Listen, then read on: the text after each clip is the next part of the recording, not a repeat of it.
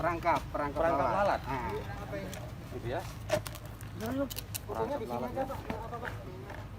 Oh, ini. Yang ini cuma saja ini kan ya. Iya.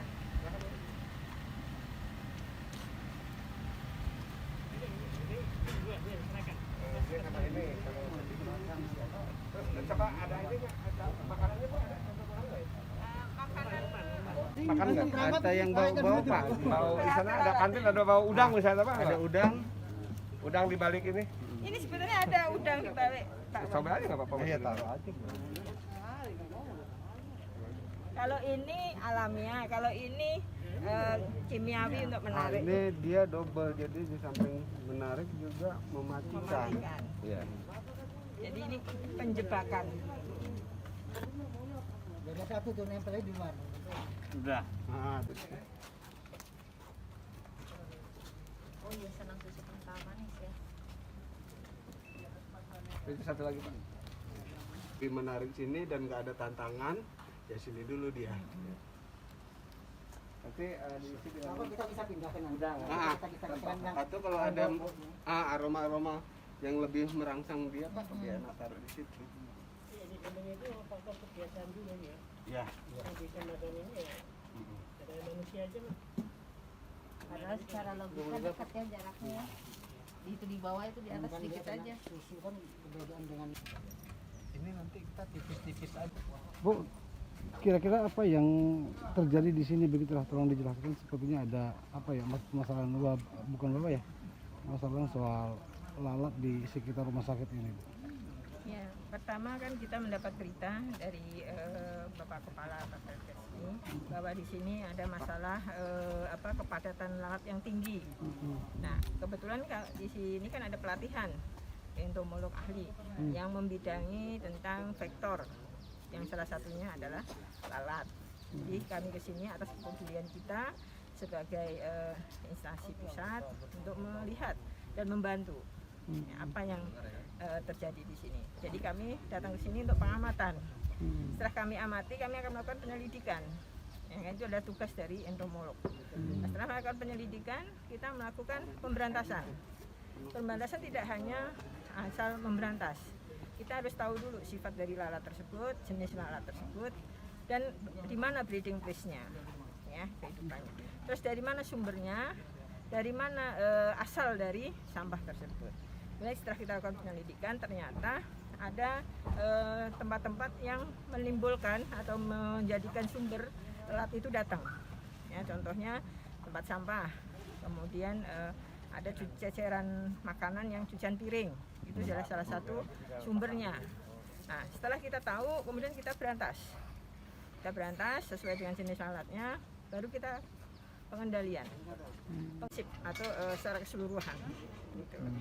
Nah, karena lalat ini selain mengganggu estetika juga menyebabkan penularan penyakit, ya, seperti diare, ya kan, kayak seperti itu.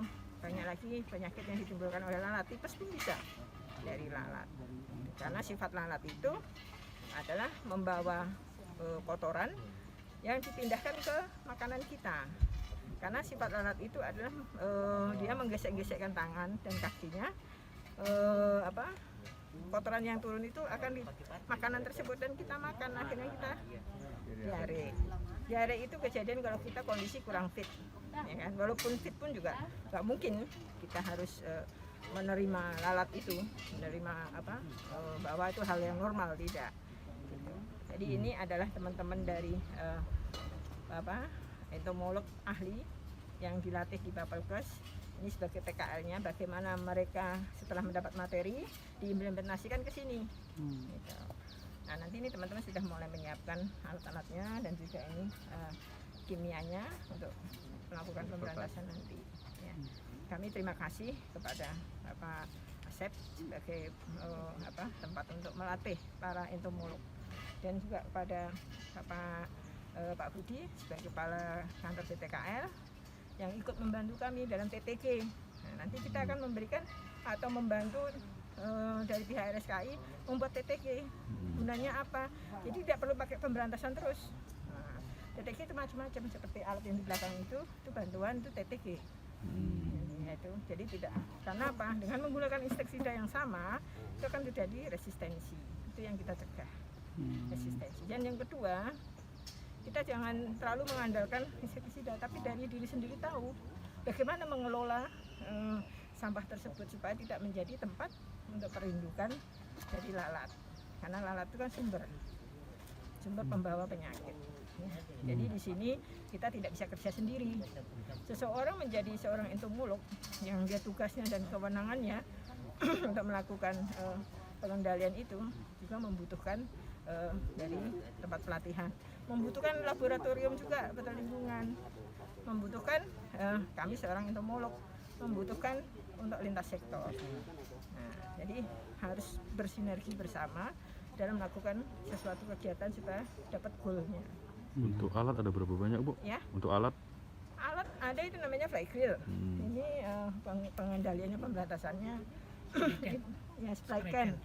Spray can bisa, tapi dia tidak bisa pakai fogging. Karena fogging itu terus mengasapkan nyamuk. Fumigasi tidak bisa.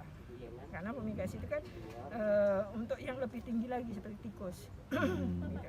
Biasanya yang untuk spray itu lalat sama kecoa pakai spray. Nah, nanti kita ada itu namanya insektisida yang mengumpan, mendatangkan lalat, kemudian dia bisa mematikan setelah dimakan. Seperti itu. Dari SKI gangguannya hanya pada saat makan, pada saat kita melakukan di kantin ataupun yang lain, dia selalu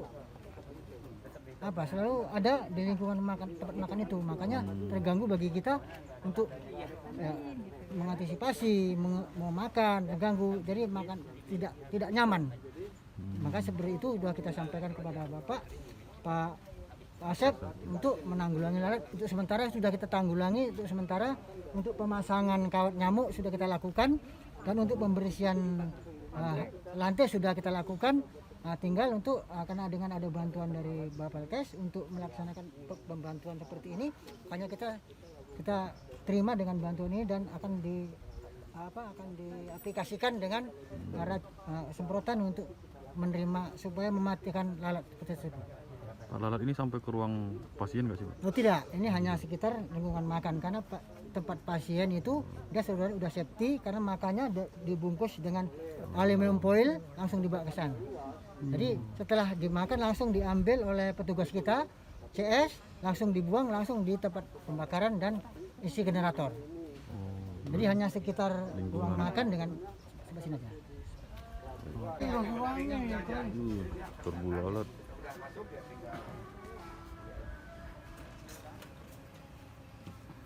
Pas Pak ya?